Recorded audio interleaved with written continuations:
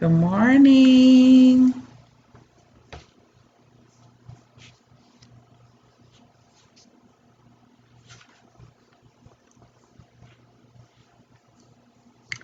Come on in, everybody. Where are you? Having my morning greens inside my OJ.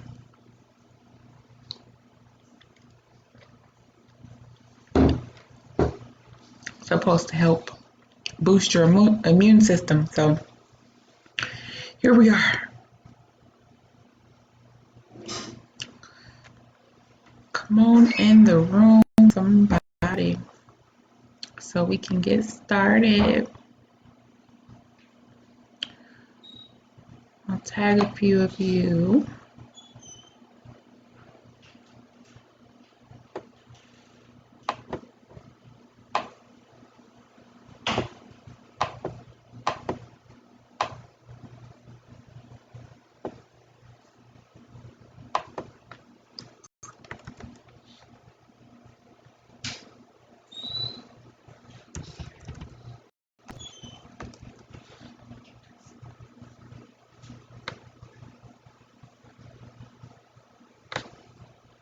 Give it a few minutes for some of you to jump on because it's going to be kind of boring doing a workshop with no interaction.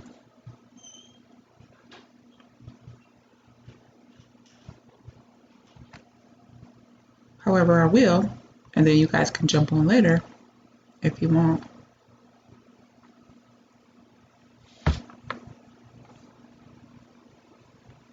Who do we have? We have somebody on. Who do we have on? Say hello. Good morning.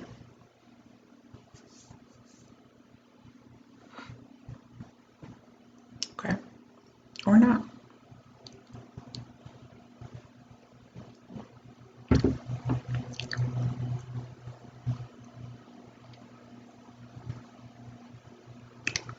Guess they didn't want to stick around with me. That's all right.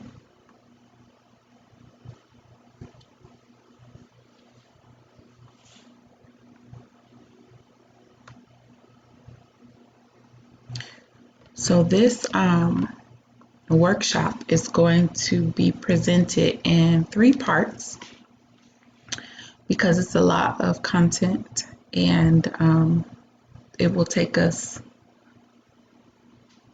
a little while to get through it all. It's going to be on forgiveness. And I've actually done this workshop once before for a group of women at my previous church. And it was pretty well received, and it's one of my favorites. It's one of my favorite topics, actually, because I struggled with forgiveness for a long time. So talking about forgiveness is definitely one of the topics. Good morning, Deidre. Thanks for joining, honey. How are you? How have you been? How's the little one? Good morning, Genevieve. Hi, sissy. Thank you for joining.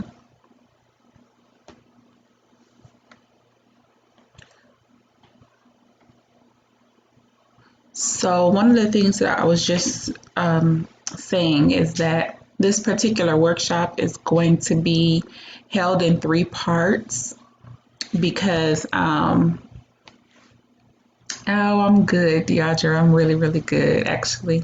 Trying to stay away from people and not, catch this virus. I was saying that this particular workshop is going to be in 3 parts because it's a lot of content. And it's a really big topic. And so the way that I have it broken down is to be done over 3 separate classes. So what we're actually going to do is kind of break down the word forgiveness. We're going to use it as an acronym. And we're going to look at the prefix. And And then we're going to look at the root word, and then we're going to look at the suffix of the word forgiveness. And we'll hone in on how to master and walk in forgiveness without losing ourselves in the process, because a lot of times that happens. A lot of times we try to forgive people, and the process kind of takes us under into a place that we weren't expecting necessarily. And so a lot of times with forgiveness, we will allow ourselves to be put back into a place where we're vulnerable again, vulnerable enough in the same type of situation to where we end up hurt again, by that same person or whatever it may be. So we're going to look at how to avoid those pitfalls, and just hopefully have some very candid and real conversation about forgiveness. And so I hope that you guys are going to stick around for the whole entire workshop, for all three parts, and for the first part, especially for today. So today we're going to look at the prefix, which is for, the FOR. And I'll tell you actually what each one of these letters stand for today. And then also, if you guys are liking what you are hearing, and if you want a copy of this packet, because the packet is kind of thick, it's quite a few pages. So if you guys are interested in having a copy of the packet to kind of work through on your own and kind of answer some of the questions that we're going to pose, then let me know. Drop your email address in the comments and I will send you a copy of it. And then that way you'll have it as well, kind of as we go through each of the letters. So I'll just let you know what the letters stand for. And I'm very grateful for God placing this on my heart. So the F is forget the offense, but not the lesson. The O is for open your heart. The R is for realize it's not about you or them. The G is for give it to God. The I is for initiate reconciliation. The V is for victory is yours. The E is for examine yourself. The N is for never hold a grudge. The E is for everyone is flawed, even you. The S is for separate offenses, no stockpiling. And the other S is for send them away with love and peace. So those are all of the topics that we're going to discuss. I see you, Deidre. I will email this over to you right after today's workshop is complete, so you'll have it. So let's jump in. So the F, again, is for forget the offense, but not the lesson. So everything we experience in this life is meant to teach us something, right? So even though, or even if it's something that we are happy with, then it will, or something that we're not happy with, it will teach us to better understand what we don't like, what we like. So let's kind of unpack that. Think about the offense that you've been holding on to. If you guys that are on right now, or you guys that jump on later, if you've been holding on to an offense, something that somebody said about you, something that somebody did to you, could be something from way back in your childhood, could be something from 2 days ago. I don't know. But if it's something that you've been holding on to, and you may not even necessarily realize that you've been holding on to it, but when a thought of that particular person pops up into your head, your face scrunches up, or you get that kind of feeling, like you still don't feel peace about it. So that thing, think about that thing. How different do you think that your life would be if that thing, whatever they did, never happened to you?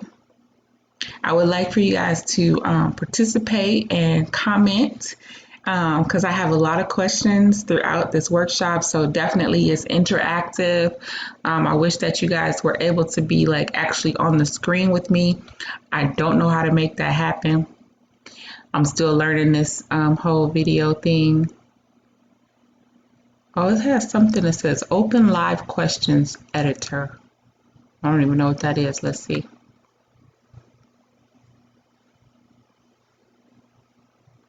I don't know what that is, you guys, but we'll figure it out along the way. But definitely drop in the comments. I'd like for you guys to answer the question. So, how different do you think that your life would be if the it had never happened to you? And even if you have already forgiven, indulge me this morning. What was the thing? And how different do you think that your life would be if that thing had never happened to you? If they had never did what they did, if they had never said what they said, how different do you think your life would be? I'll start. For me, I really wish that was coffee, but I guess orange juice is cool. For me, I'm gonna look at. Hmm, There's two things that were really, well, more than that, but two things that I can think of off the top of my head. One long, long ago, and one more recent that I have been holding on to. So I'm going to talk about the one that was long, long ago, and that was molestation. Molestation I experienced twice in my life. I was young. I was 5, and then again at 7. And I think that if those things had never happened to me, I might have had better chance at love and at I wouldn't have I feel like maybe I wouldn't have experienced as much anger throughout my life. I wouldn't have experienced so much mistrust. I don't know. And I say that, but I don't know if those things are actually true. I just feel like a lot of the things that I did experience, as far as being hardened in my core for so long, I feel like those things may have been due to, at least in part, to the molestations. Absolutely, Deidre. Some things, I think pretty much everything we go through is necessary, to be honest. I truly believe that, and we'll kind of see that later as we continue on through this lesson. But definitely we learn strength and the Lord's way. Absolutely. The Lord's word along the way. Yep. Absolutely. And one of the things with that is which one is it? It is the R, and so we'll get to that today. Is realizing that it's not even about you or them for that matter. So absolutely, you are absolutely correct. Learning that it wasn't about me was probably one of the hardest lessons for me in this whole forgiveness process. But I'm giving you these things in this order because not necessarily in this order, but these topics because these are the things that I actually had to go through myself, in learning forgiveness and just kind of learning that is you got to move on and you got to grow from the things that you experience. You have to learn from them and keep it pushing. So the next question is, do you believe that you're where you are in life because it happened? So the first question was, how different do you think your life would be if it never happened? And the second question is, do you believe that you're where you are in life because it happened?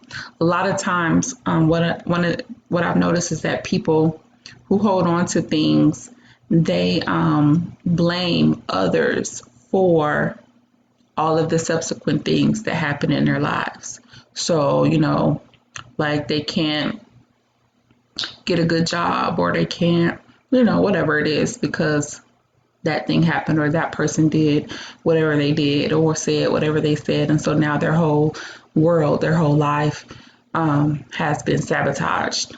So a lot of people, I know, I actually know a few people personally that operate like that. And full disclosure, full transparency, even my son who is 14 is starting to exhibit those types of behaviors. Actually, he always has. And so I'm trying to actually teach him that that's not the way. We're definitely not the way. You gotta, own up to your own thing and not blame everybody else for the things that you experience in life. Yeah, we definitely have delays. major delays sometimes when we hold on to offense. So next up is forget the pain attached for just a moment. Do you feel stronger or weaker for having endured this offense? So the offense, whatever the offense was that came to your mind when we first got started, forgetting about all the pain that was attached to that offense, do you feel stronger or weaker for having endured the offense?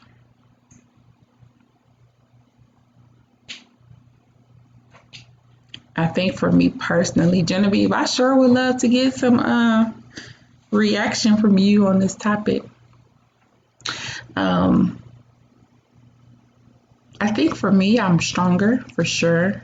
I think there was a moment though, a period in life where I was definitely weaker because I allowed it to cause me a lot of pain and a lot of anxiety, a lot of stress. Um, Y'all, my son is in the background making all kinds of noise, and I just asked him to go on about his business while I'm trying to do this video. But yet he behind me sounding like a little rat in the kitchen. I tell you, the kids, y'all. Um, yeah, that's absolutely true, Deidre. Absolutely true. Absolutely true. I carried the offense for so long, and that's what I'm talking about. I was much weaker during that time, um, much more open to attack, much just carry all kinds of different ranges of emotions. And on the other side of that, though, definitely feel stronger, feel like I am more prepared to handle offenses, not as easily broken, and definitely more shielded against those fiery darts when they come. So that's for sure. Um, I'm gonna skip over the next two questions, but you guys can definitely look at them on your own when you get this packet. The one is what makes you stronger from it and what makes you weaker from it. But what do you believe are some lessons that you've learned in your own forgiveness journeys or even just in dealing with the fits? What do you believe are some lessons that you've learned from having been offended in some way?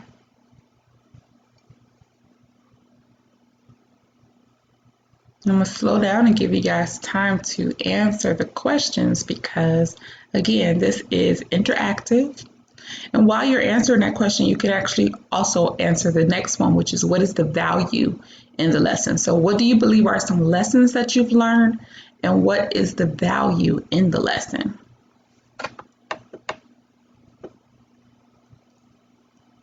Mm, that is good, Deidre. Absolutely. Absolutely. And that's actually what the base of this workshop is about. It's definitely to learn that you can forgive. Absolutely. And you should. And we've actually been commanded to forgive, but you don't have to put yourself in the same situation again. You don't have to do that. You don't have to allow yourself to continue to be hurt. And that is an invaluable lesson. I always go back to the situations, but I just need to learn how to move forward without feeling bad. Oh, that's good. Mm. I think it's because of your heart for people that you want to keep kind of, I guess I'm gonna use the word entertaining them, but you don't have to do that. What makes you feel bad about it is, I guess, my question. What makes you feel bad? Amen. I'm glad that somebody needed. I needed it too. And I'm glad I actually chose this lesson. Like I was saying in the beginning, before you guys jumped on, this is actually a workshop that I've presented before one other time with some ladies from my previous church, and so it was well received. And I really love this topic. So I'm grateful that you are enjoying it. But what makes you feel bad, Deidre? What makes you feel bad about moving forward without somebody necessarily being as close to you as they were? My husband has that same issue too, Deidre. He is like that. People have done horrible things, to him, and he still will do anything for them, still close to them and stuff. And I personally, um, I guess I wouldn't say I don't understand it, but I don't understand it. Like I'm not getting ready to allow myself to be put back in the same place um, for you to step on me again in that same way. I'm just not doing it. And maybe that was a process that I just had to get to over time myself. Maybe I used to do that. I don't know.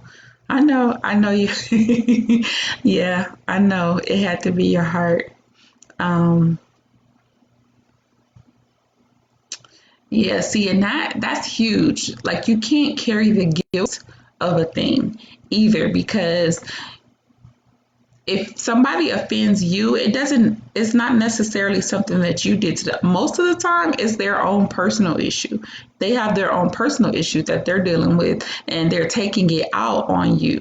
It's not necessarily anything that you did. And so, it's just like being molested again. It's just like that. Like a lot of times, as the person being molested, we harbor a lot of guilt from the situation, and we feel like it's something that we did, because they make us feel like that. The abuser does a lot of times. So we carry that guilt, and we feel like it was something that we did, or in some kind of way, or even rape, or a big one is domestic violence, which I've also experienced. And in domestic violence, most of the time, the victim in the situation feels guilty for the offense having happened, because the abuser makes us feel like it's our fault. We did something wrong, or we said something wrong, or we didn't do something that they wanted us to do the right way, or whatever it is. And so then we feel like it's our fault, and we put ourselves back in that situation feeling like, oh, if we just do this right this time, or if we just, put this plate this way this time, or if we just, whatever it is, this time it'll be fine and they'll be okay. No, they won't be okay, because they're going to find something wrong with that, or they're going to find something wrong with something else. It's just a continuous cycle. It's going to keep going on. And it's the same thing with anybody else for that matter. You have to understand that there are a lot of narcissistic people out there. There are a lot of abusers out there in different forms and fashions, a lot of bullies out there. There's a lot of people out there that we come in contact with that that's just who they are, and that's their own personal issue, and you just happen to be the target at that moment. And so taking on the guilt from that is definitely not something that you should continue to do moving forward. Let people be who they are. Let them be in their own head. Let them have their own issues. And if that issue is causing you to be a victim in some way, you got to let that go. You got to let that victim mentality go, and just let them be who they are, but not necessarily be who they are with you as their target. So that would be my advice to you in this moment. So the insight from this F is, in the end, we must understand that man, even with all of his many amazing qualities and attributes, is flawed. Man is sinful by nature, and most likely navigating life controlled by emotions as well, good and bad. We must remember that hurt people, and sometimes we're the ones in the path of that train wreck.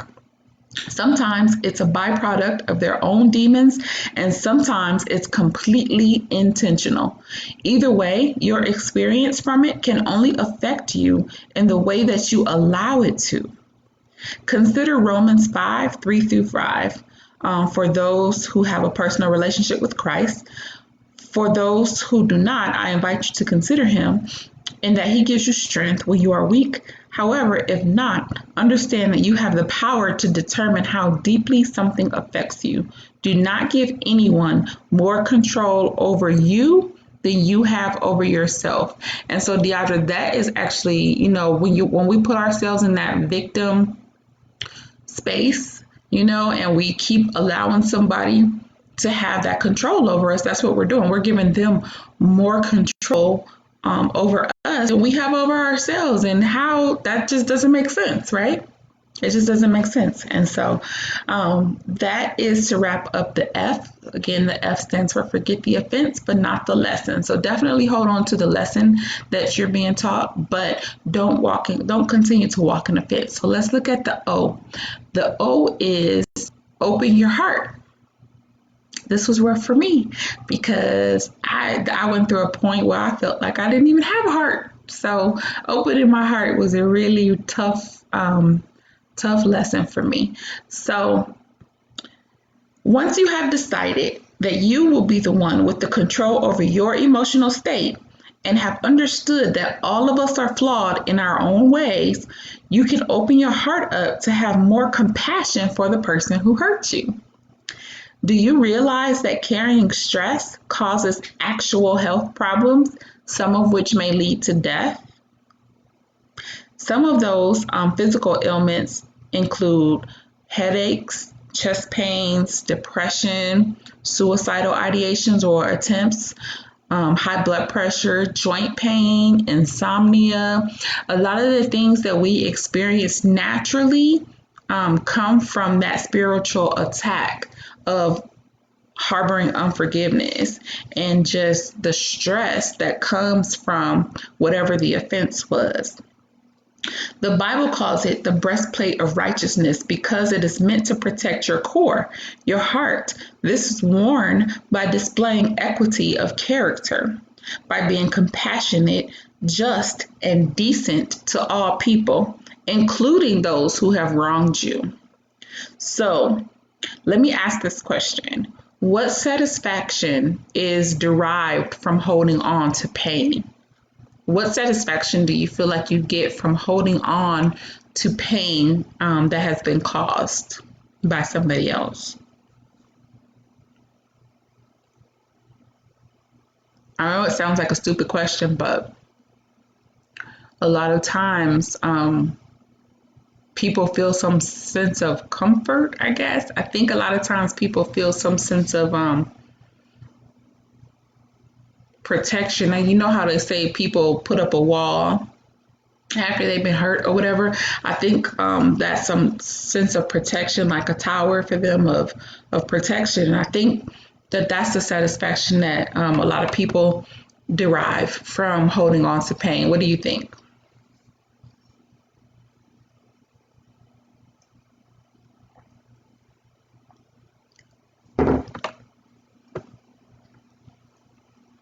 I feel you on that.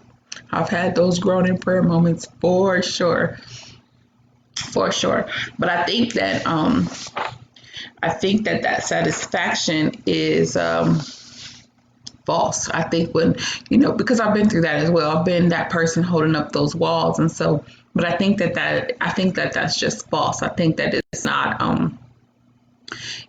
just not real.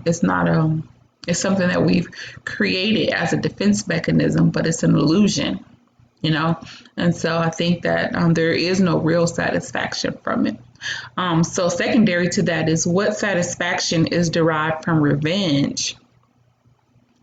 So a lot of times, we get hurt and we want to hurt them back. Usually it's that person that we want to hurt back, whomever caused the pain. And so if you've ever experienced that, what satisfaction do you derive from revenge? I know for me, when I was younger, I was a mess. Let me just tell you, I was a mess. I was the one who would, I remember being quote unquote cheated on by somebody and went and bust all the windows out their truck and flatten tires. I've done all of that craziness. And for what? I don't know. That's just who I was at that time. And so, I felt like I had some satisfaction in doing those things.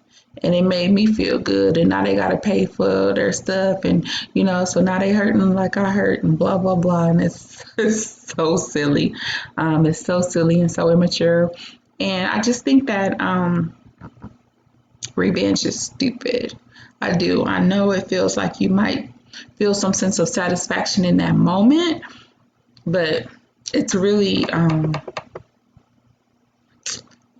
not satisfying at all, and it leaves you with guilt later on. You start to think about those things that you've done in the past, and it's like,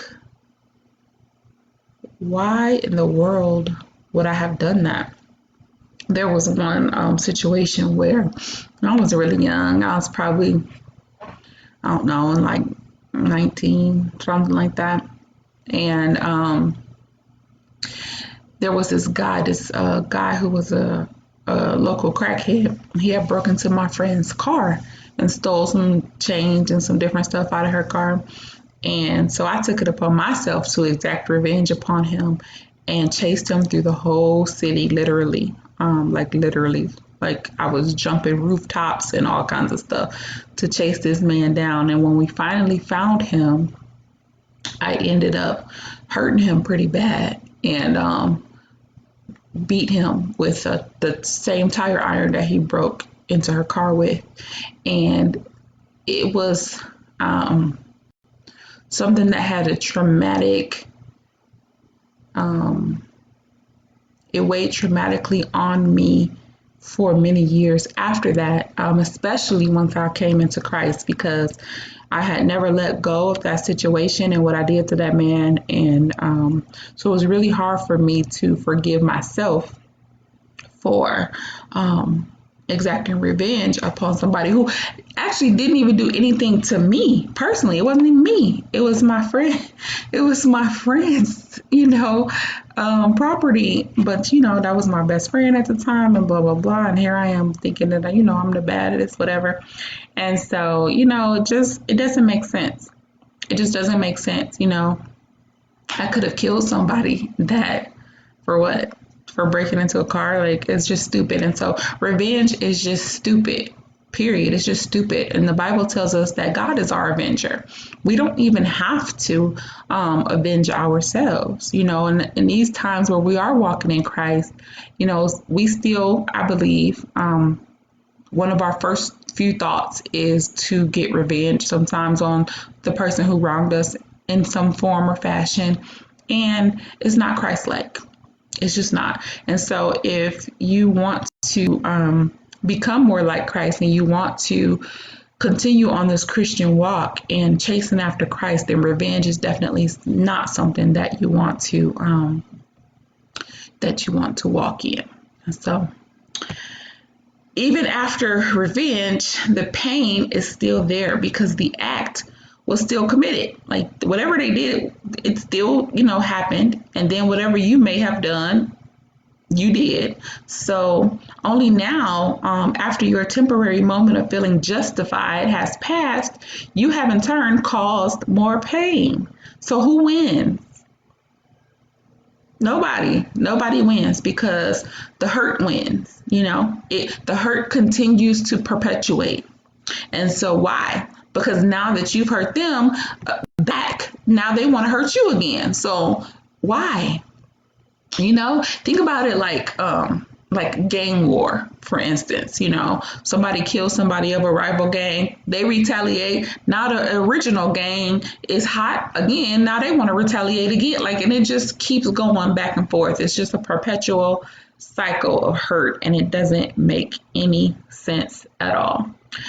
So the insight here is some of us follow Christ, whose entire life focused on compassion. For those who do not, do you not believe that the world in which we must all live would be much better off if each of us simply displayed a little more compassion? Opening your heart doesn't mean that you have to continue to allow this person to hurt you. It does mean, however, that you don't become so hardened or burdened carrying that pain that you ultimately hurt yourself, whether physically, spiritually, mentally, or emotionally. So our goal again is to be more like Christ, right? For those of us that follow Christ anyway. And so he walked in compassion. He allowed a lot of things that he didn't have to necessarily allow, but he did because that was his heart. And his heart, was ultimately focused on the cross. And in order to be that perfect sacrifice, he had to continue to walk perfectly. And so it's hard for us as humans to do that. I get it, but that should be our goal. Our goal should be to be striving for the perfection of Christ.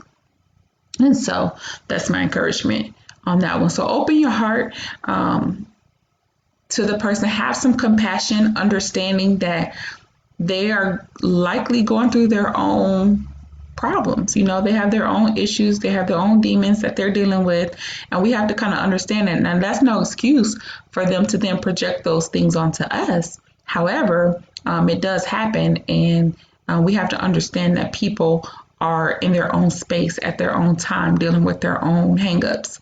And so while we don't have to put ourselves back in the position that we were originally in, we can kind of have some compassion on what it is that they may be going through, even if we don't know what that thing that they're going through is. So let's look at the R. And so again, the R is realize it's not about you or them. So similar to some of the things that we've talked about, one of the reasons that we seek to get revenge is because we're selfish creatures by nature. We believe that we deserve only good, only the best, only love, only to be edified and have our own ego stroked. And when this doesn't happen, we want someone to pay. Rest assured that the likelihood is that the offender felt the same way. What none of us realize is that while, yes, we may have been the victim at the core of the offense, it wasn't even about us or them. So my question is, do you believe that hurt people hurt people? Do you believe that that's a thing? I do. I look at like the child molester. A lot of times they experienced molestation themselves or some form of abuse from their parent or guardian, and they never figured out a way to deal with it, and so they in turn become the abuser. And that happens very often. But it's the same with domestic violence and so many other offenses with bullying. A lot of bullies are bullied at home first, and so they ultimately take on that persona and become bullies themselves. And a lot of them carry it well on into adulthood. We have a lot of them all around. Some of our bosses are bullies. Some of our pastors are bullies. Some of our friends are bullies, So we encounter those people in a lot of places because that's the persona that they ended up attaching themselves to because they were hurt and never figured out how to deal with the hurt. And so I personally do believe that hurt people hurt people. Do you believe that being hurt justifies hurting someone else?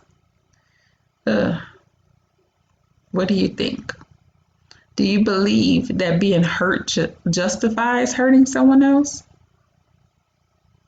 I know a lot of times that point is argued in courts of law. A lot of defense attorneys will use the fact that the defendant had been hurt previously in their past. And so this is, now why they're hurting others. But honestly, I think it's a pretty weak defense. Because I think ultimately, especially as we mature in age, we should also be maturing in mind and wisdom. And we should be able to seek out the help that we need. I feel like it's unfortunate a lot of times when we don't get proper help, especially when we're younger and things happen. Like when I was molested, I never got counseling for that. I didn't seek counseling until I became an adult. And by then, I had went through a whole lot of different hurts and problems stemming from that. But I feel like even if our parents or whomever's in a position to get us help, even if they don't get us help, we need to take it upon ourselves at some point to get help instead of in turn abusing others. I mean, so I personally don't feel like it's justified, but I feel like people do try to use it as justification. So, if you said no, then why are you perpetuating hurt? Even if you haven't exacted revenge, you're holding on to hurt, which makes you the someone else. If it is not okay for them, it is not okay for you. Does that make sense? Talk back to me. Does that make sense? I'm going to read that again. If you said no, if you do not believe that hurt justifies hurting someone else, then why are you perpetuating hurt? Even if you have not exacted revenge, you're holding on to hurt, which makes you the someone else. So if it is not okay for them, then it is also not okay for you. It's not okay for you to harbor hurt because that perpetuates the hurt. You're hurting yourself. You are the someone else now that's causing you the hurt. Why? Holding on to hurt is hurting you.